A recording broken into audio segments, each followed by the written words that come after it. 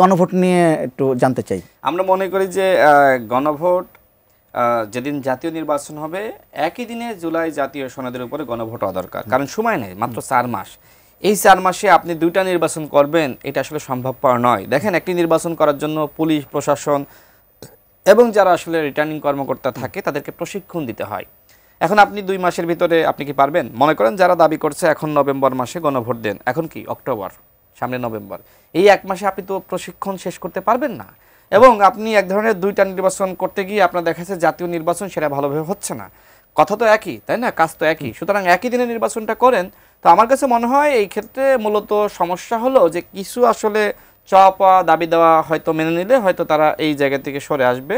তবে আমি যতটুকু জানি সরকারের পক্ষ থেকে যেহেতু প্রস্তাবনা হাজির করা হয়েছে একই দিনে জাতীয় নির্বাচন এবং একই দিনে গণভোট, এটা এনসিপি মেনে নিবে, এটা জামাতও মেনে নিবে। এবং এনসিপি কিন্তু প্রথম দিন যেদিন উত্থাপন করা হয় সেদিন কিন্তু আমাদের মতনই কথা বলেছে, কিন্তু পরবর্তী লাস্ট দিন দেখলাম তারা ইউটার্ন নিয়েছে। এটা আই ডোন্ট নো। আমি আরেকটু উত্তর দিই। দেখেন, তিনি বললেন জাতীয় সরকার, তো জাতীয় সরকার বিএনপির সাথে আলোচনা করে তারা শেষ হয়ে গেল, মানে চুপ হয়ে গেল, আমাদের সাথে আলোচনা করে নাই। আমাদের দলের পক্ষ থেকে আমরা সবসময় বলেছি জাতীয় সরকার। বিএনপির মহাসচিব বলল যে আমাদের সাথে ওইভাবে সরাসরি কোনো আলোচনা হয়নি, আরেকটি মাধ্যম দিয়ে বলেছিল।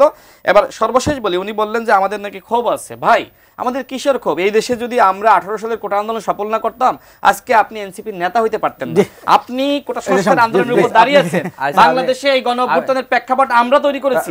আপনি ভাই এইভাবে বলতে পারেন না আমাদের ক্ষোভ আছে।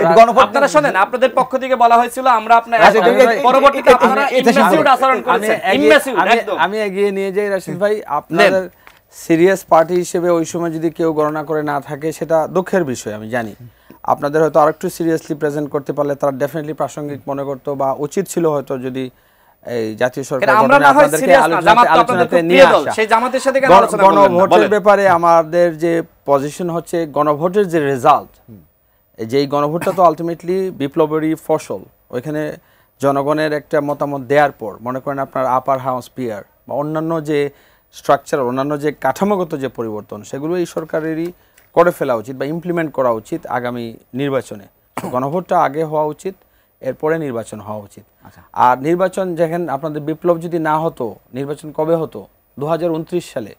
একটা গণভোট হোক না, দরকার হয় জনগণকে জিজ্ঞেস করা হোক যে জনগণ কি আসলে এতই উতলা হয়ে গেছে যে কালকে এই নির্বাচন দিয়ে একটা রাজনৈতিক সরকার আসুক। আমার কাছে মনে হয় না কোনো তথ্য উপাত্ত আছে। না, জনগণ নির্বাচন চায় এবং নির্বাচন গণতন্ত্রের একটা অপরিহার্য একটা অংশ।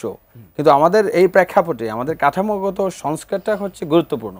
এই জন্য আমি খুবই প্লিজড যে আলটিমেটলি গণভোটটা হয়েছে বা ঐক্যমত্য কমিশনে আমরা কিছু কিছু জিনিসে আমরা একটা ঐক্যমত্যে পৌঁছেছি। কিন্তু আলটিমেট রেজাল্টটা পেতে হলে, জনগণের ওই কাঠামোগত পরিবর্তন পেতে হলে প্রথমে আমাদের গণভোটটা হওয়া প্রয়োজন, এরপরে নির্বাচন হওয়া প্রয়োজন। এখন সময়ের যে ব্যাপার, এটা আমার কাছে মনে হয় একে তো প্রস্তুত না, প্রস্তুত হলে ভালো। আমরা তো নির্বাচন বিরোধী না, আমরা হচ্ছে সংস্কারপন্থী। যে আমাদের এত যে জীবন দেয়া হয়েছে, এত যে পঙ্গুত্ব বরণ করা হয়েছে, আমরা তো চাই না যে ক্যান্সারটা আমরা একবার সরিয়ে ফেলেছি, এই ধরনের ক্যান্সার আমাদের সমাজে বা আমাদের রাষ্ট্রে আবার আসুক। এই জন্যই তো আমরা কাঠামোগত পরিবর্তনটা আমরা চাচ্ছি।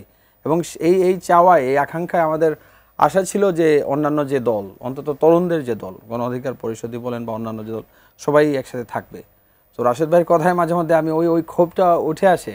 আমি আশা করি যে হয়তো ইন ফিউচার ওই ক্ষোভটা প্রশমিত হবে এবং আমরা যেহেতু ইয়াং জেনারেশনের সবাই, আমরা একসাথে দেশ গঠনে আমরা এগিয়ে যেতে পারবো। এবং যে ক্ষোভটা আমরা সাকসেসফুল হলে আপনাদের, আপনি তো বলেন যে আপনাদের ছোট ভাইরা ছিল, আপনাদের সাথেই ছিল, আপনারা ওটা আমার ক্ষোভ কোথায়? আপনারা সমালোচনা করলে এটা ক্ষোভ।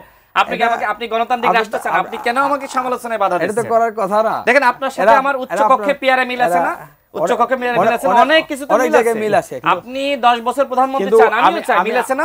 আমি মনে করি আমরা ইয়াং জেনারেশন যারা আছি, তারা ইয়াং জেনারেশন মানে কি?